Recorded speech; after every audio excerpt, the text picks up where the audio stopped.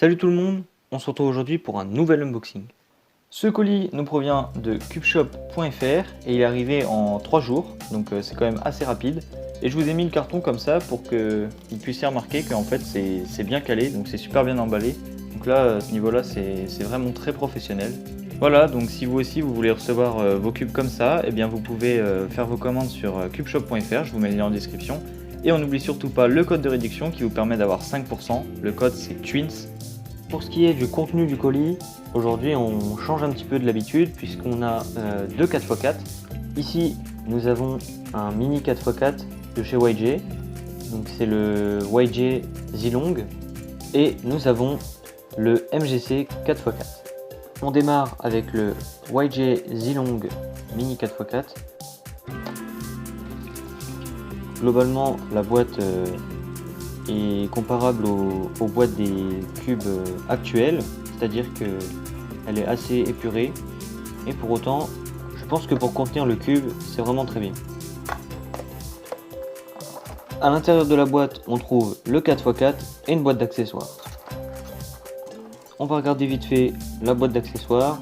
On trouve 3 pièces en plastique comme cela, je pense que c'est pour former un cube stand. On trouve, comme dans tous les cubes, une notice, ainsi que des aimants de rechange et un petit tournevis. On va maintenant regarder de plus près au 4x4. Comme je l'ai dit précédemment, c'est un mini 4x4, il fait 56 mm, c'est la taille des cubes standards, du moins pour les GAN 3x3. Les couleurs sont plutôt sympas, elles sont assez typiques des couleurs qu'on retrouve sur les derniers grands speed cubes.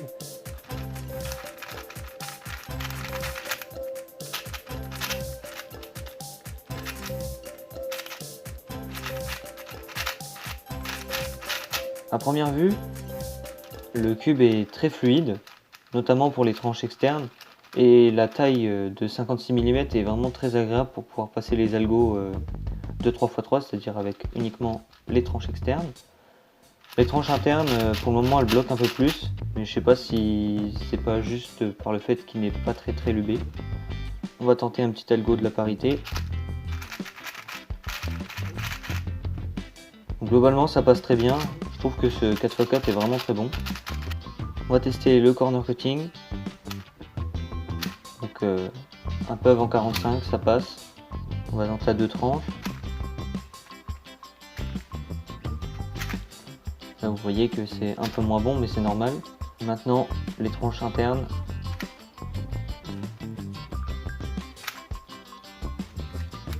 Vous voyez que là si je force, le cube va couper.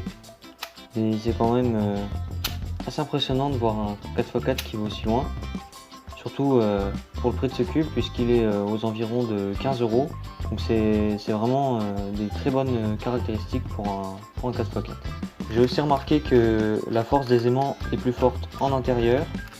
Donc ça c'est très pratique aussi pendant les résolutions pour éviter que, notamment durant la partie 3x3, en tournant une tranche, il y en ait deux qui viennent.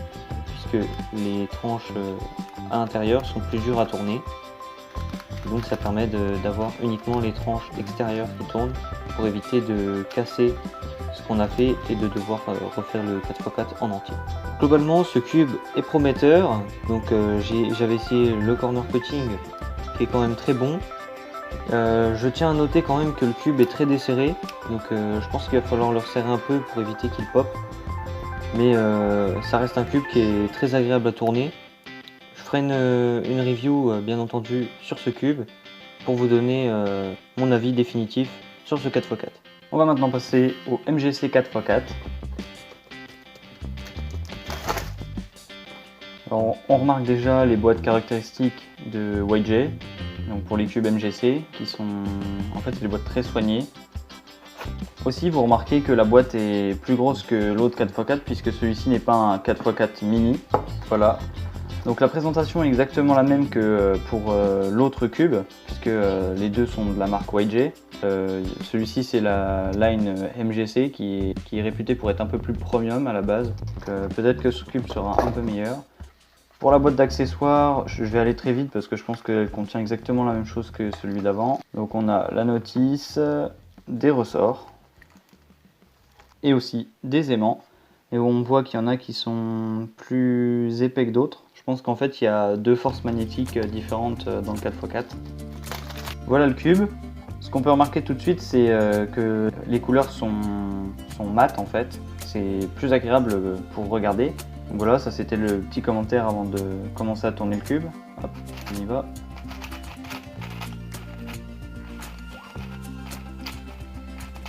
Donc effectivement, il y a bien deux forces différentes au niveau de la magnétisation. Au niveau du corner cutting, on a vraiment un cube qui est très très bon. Donc il ne va pas tout à fait jusqu'à 45 degrés je pense. Non, ça bloque un peu, mais un petit peu avant ça passe. Donc c'est vraiment impressionnant. Enfin, en tout cas ça m'impressionne parce que le dernier 4x4 que j'ai, il est quand même assez ancien, donc il n'a pas du tout ces caractéristiques là. Ici il bloque. Je vais pas forcer parce que j'ai pas envie de l'exploser non plus. Voilà. Après, un autre paramètre important, c'est le corner cutting reverse. Donc c'est quand on va dans l'autre sens, comme ça. Et en fait, c'est limite presque plus intéressant que celui-ci. Parce que à l'heure actuelle, presque tous les cubes ont un bon corner cutting quand on va comme ça. On va tester le reverse corner cutting. C'est pas mal. Avec 2 tranches maintenant. C'est vraiment bien. Là le cube il a l'air en plus assez sec, donc il faudra que je le relube. Je vous montrerai tout ça dans la review. C'est assez incroyable en vérité la ressemblance de ce cube là avec celui qu'on vous a montré juste avant. Ils ont l'air vraiment très très similaires alors que pourtant ils sont assez différents en termes de prix, de caractéristiques, etc. Donc c'est vrai que c'est assez surprenant. Bon, ils ont quand même un point commun, c'est qu'ils sont quand même livrés assez desserrés. On voit que c'est très souple. Au niveau des corner twists, ça a l'air d'être assez difficile, donc pas de problème avec ça. Et voilà, je pense qu'après j'ai à peu près tout dit pour le moment sur ce cube. Je le testerai en détail et je vous ferai une review détaillée dans quelques semaines. Juste, j'ai failli oublier, à propos de ce 4x4, il est disponible dans les alentours de 24 € sur cubeshop.fr. Donc là il n'est pas encore réglé et j'ai pas exploité au maximum ses performances, mais je peux déjà vous dire qu'il vaut largement son prix et que vous soyez débutant ou plus avancé, clairement je vous le recommande. Voilà, c'est la fin de cet unboxing. Avant de se quitter, une dernière petite info. On a essayé de mettre le 4x4 Zilong sur son support. Je vous l'avais montré, ce support est composé de 3 pièces qui viennent s'emboîter. Malheureusement, quand on pose le 4x4 dessus, étant donné que l'assemblage est assez fragile, eh bien il s'affaisse facilement. Après ce n'est pas bien grave puisque ça reste un accessoire. Le 4x4, tout comme le MGC, n'en reste pas moins bon. En tout cas, si cette vidéo vous a plu, n'hésitez pas à mettre un like, à vous abonner si vous n'êtes pas encore abonné à la chaîne et à mettre un commentaire si vous avez des remarques. On répond au plus vite et on se dit à très bientôt pour d'autres vidéos. Salut!